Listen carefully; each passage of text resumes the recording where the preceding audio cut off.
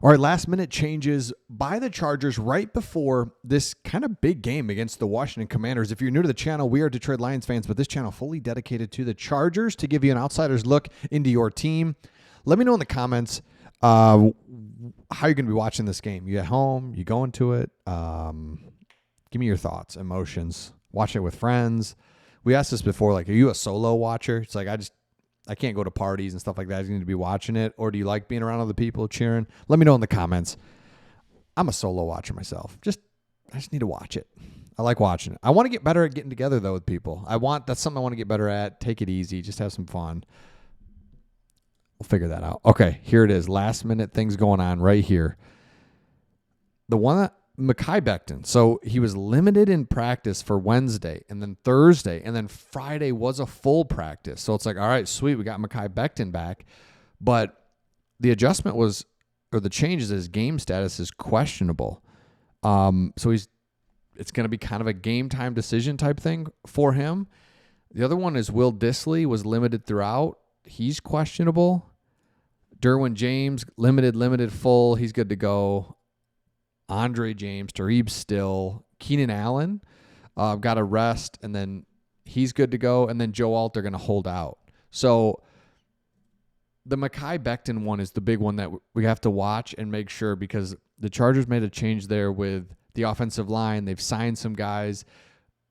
That's kind of the stuff this week was promoted a guy from the practice squad. I can't remember his name, but he basically sucks. And you guys were in the comments talking about how this guy is just, every time you have to use him, it's never good. And then they sign a guy with a weird history. He's 31 years old. He's kind of been in and out of the league for the last 3-4 years. Like, literally.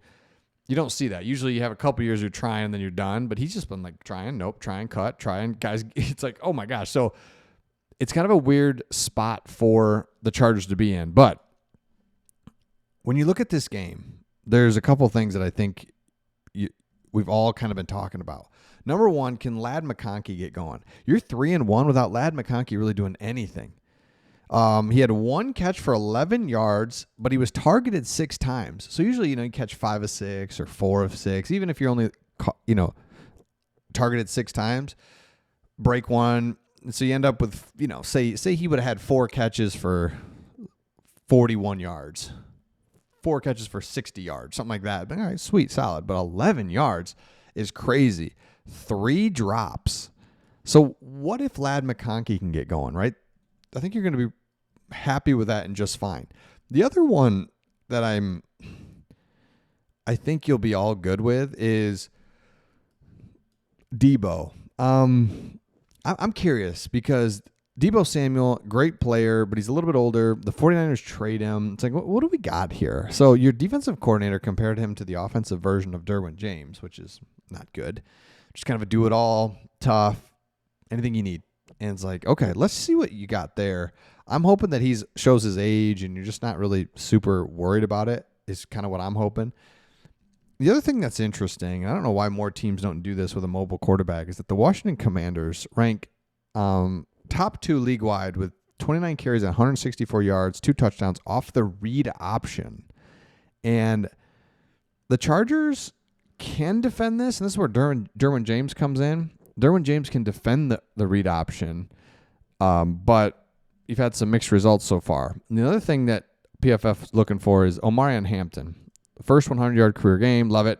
Among qualified running backs, his 17 missed tackles forced on runs is tied for 4th most. And Washington has had issues tackling, especially in week 4 against Atlanta. So there's some advantages. Again, right, this is just general. This isn't skewed one way, but it is skewed towards the Chargers. I think the Chargers have an advantage here overall when you look at this game. Now, can the offensive line hold up? Now, with that being said, the one thing that we keep talking about repeatedly on this channel, thanks to you guys, again, leave your comments. Can't respond to them all, but read them. You guys are like, we have to be more creative offensively. Couldn't agree more with that. I keep talking about it. So if this is the 6th time you've heard it this week, sorry, but the Lions did the same thing. They used to have the offensive coordinator, Jim Bob Cooter. I don't know if Jim Bob Cooter's still in the league or not. Let me just look it up real quick. What a name, right? Jim Bob Cooter. He's the offensive coordinator at the freaking, oh my gosh, Indianapolis Colts. Still in the league. There he is, Jim Bob Cooter. So we had Jim Bob Cooter as offensive coordinator. We had Matthew Stafford, and he was just in shotgun constantly. We had Theo Riddick, Golden Tate, Kelvin Johnson, Reggie Bush was in there a little bit. So it's like, all right, let's go, baby. We're going to score 1 million points every game. This is going to be awesome. But it was just so hard for our offensive line to hold up because it was just snap in shotgun, and then Stafford's just looking for somebody. You have to do play action, rollouts, screen, draw, reverses. I mean, just get a little weird. Get a little weird.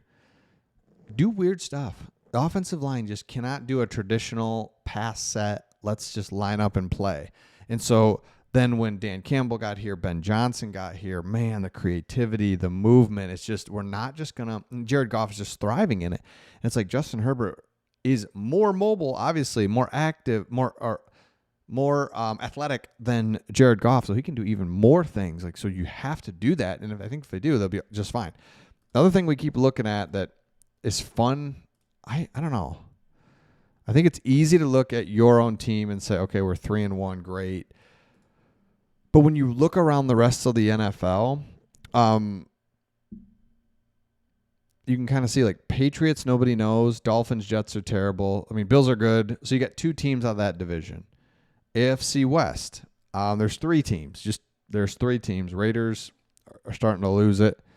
AFC North, we don't know. Nobody believes in the Steelers. And then the South, we still don't know. Nobody believes in the Colts or the Jags. So out of the teams we believe in, it's the AFC West and the Bills. So again, the reason I like to look at the standings, just kind of look at the teams. And again, teams get hot. You win 4 in a row. I mean, there's all that. But just the information that we have at this point is that the Chargers are just fine.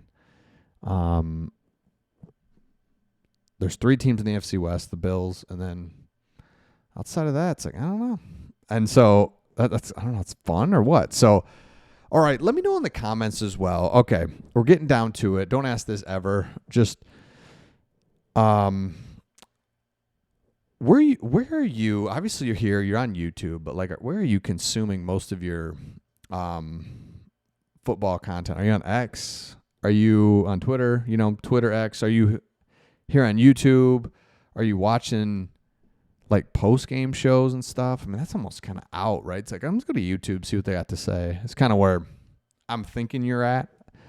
But let me know in the comments if you want. You've watched this long into the video. You're like, you know what? I'll comment. So is it like rank your, is it like YouTube, X, Instagram, or is it Facebook, Instagram?